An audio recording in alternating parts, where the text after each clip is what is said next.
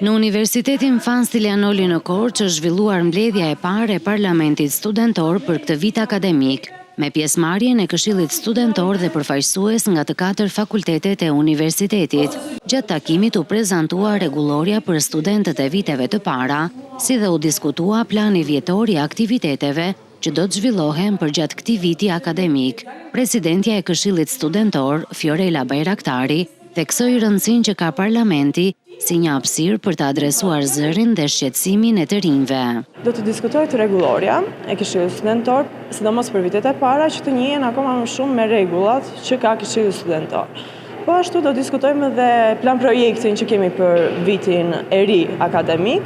Normalisht është gjithmonë në ndryshim sepse ka sugjerime të reja nga studentët, nga universiteti, ku normalisht aktivitetet shtohen. Ne kemi dhe mbledhje më të vogla që zhvillojnë në fakultetet përkatëse, por parlamentet janë më madhore që diskutojnë me remendime, sepse normalisht është gjithë përfshirëse për vendimarrje. Problematikat që kanë patur studentët janë adresuar në vendet përkatëse si fakulteti apo dhe në rektorati.